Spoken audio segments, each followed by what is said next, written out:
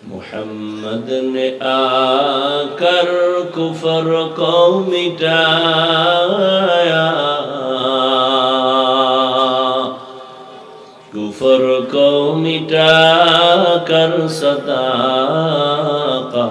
बताया, कुफर को मिटाकर सदाकत बताया।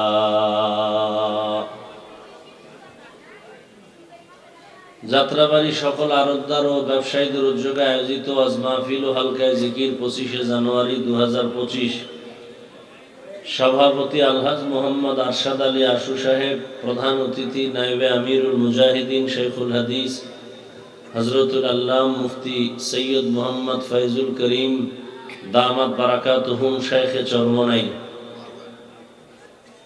আমার আগে বয়ান করেছেন হযরতুল আল্লাম মুফাজ্জল হোসেন দামাত বারাকাতুহুম, নাজেমে তালিমাত জামি ইসলামিয়া দারুল উলুম মাদানিয়া যাত্রাবাড়ি বড় মাদ্রাসা এবং আরো অনেক দেশের উল্লেখযোগ্য উলামায়ে কেরাম বয়ান করেছেন। মরেলগঞ্জের হযরত পীর সাহেব হুজুর দামাত বারাকাতুহুম বয়ান করেছেন।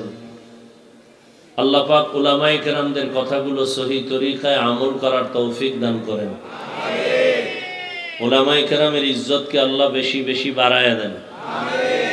যারা উলামায়ে কেরামের ইজ্জতকে নষ্ট করার জন্য বিভিন্ন ভাবে ষড়যন্ত্র করে, চক্রান্ত করে, লেখার দ্বারা, বলার দ্বারা, আল্লাহ এদের হেদায়েত দান করেন।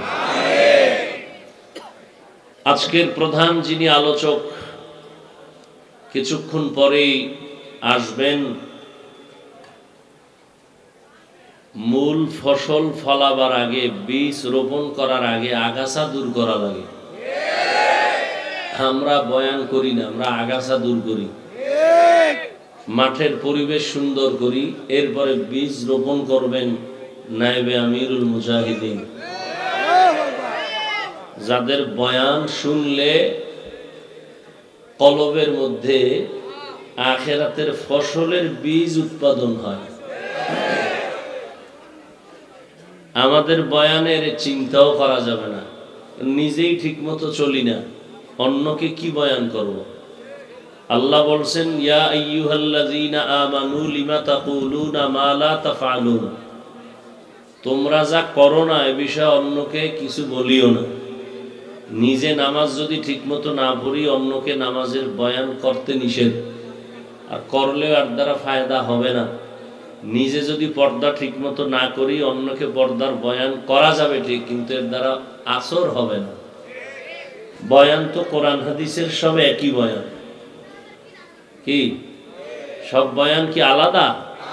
কোরআন হাদিসের 114 সূরার থেকেই বয়ান, আয়াত এই থেকেই পড়বে, আলাদা বানায় পড়বে না। কিন্তু এরপরও দেখা যায় এক একজনের বয়ানের মধ্যে আল্লাহর প্রিয় বান্দাদের বয়ান মানুষের রূহের জন্য খোরাক। এখন আমরা রূহই চিনি না, তো খোরাক কি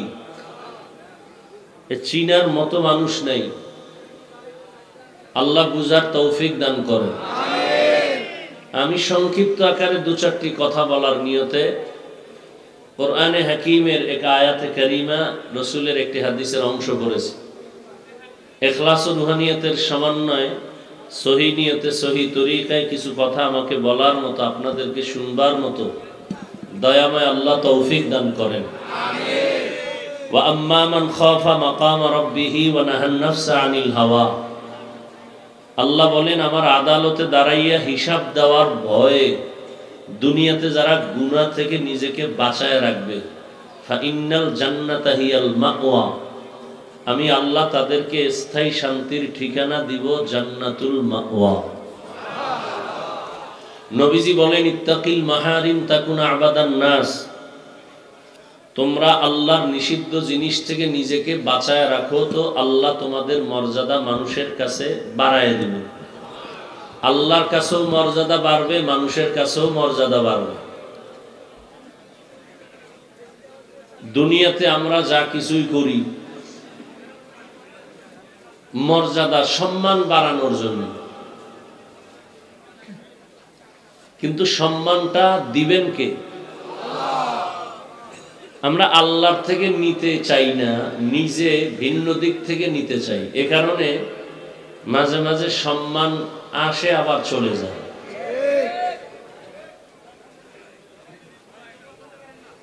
এ দুনিয়া নামক গ্রহটা আল্লাহ যে বানাইছেন, এ দুনিয়ার কোনো মূল্যই নেই। আল্লাহর কাছে দুনিয়ার কোনো দাম নাই। আসলেই দুনিয়া দুনিয়া যে করি, কেউ বলতে পারবেন যে দুনিয়ার হায়াতের গ্যারান্টি 1 বছর, 1 মাস, 1 দিন, 1 ঘন্টা? নিঃশ্বাসের নাই বিশ্বাস। কত কল্পনা নিয়ে আমরা ঘুরি, 50 বছর এই করব সেই করব, হ্যাঁ? কিন্তু আমি বুঝতেই পারি না যে আমার জোহরের আগে হায়াত শেষ হয়ে যাবে। পারছি বুঝতে? বুঝতেই পারি না। হ্যাঁ, আল্লাহর দেয়া সম্মান যদি নেওয়া যায়, ধরে রাখা যায়, তাহলে এটা দুনিয়াতেও থাকবে, আখেরাতেও থাকবে। আর যদি দুনিয়ার লাইনে সম্মান নিতে চায় কেউ টাকা দিয়া, তাহলে একবার ফুলের মালা, এরপরে জুতার মালা। যারা দুনিয়ার পিছনে ঘুরে, যে দুনিয়ার দাম আল্লাহর কাছে নাই, কচু পাতার উপরে পানি রাখলে যার কোনো গ্যারান্টি নাই, হায়াতের এরকম কোনো গ্যারান্টি নেই।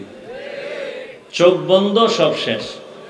আমার বাড়ি, আমার গাড়ি, আমার টাকা, সব আমার। চোখ বন্ধ হইলে আমার গেঞ্জি বেলেট দিয়ে কেটে রাখবে আমার রক্তের লোকেরা। যে কবরে যাব, সে কবরও আমার না। আমার হাতের ঘড়ি আর একজনের হাতে দিয়ে বলবে এটা আমার। আমার মোবাইল আর একজনের হাতে নিয়ে যখন নিবে, সে ভাববে তার। কেউ যদি টেলিফোন করে, হাফিজ ভাই কই আছেন, বলে কে তুমি? হাফিজ ভাইকে চাই। বলে মোবাইল তো আমার, তুমি রং নাম্বারে কল দিছো কেন? কাটো। রং নাম্বারে চলে গেছে।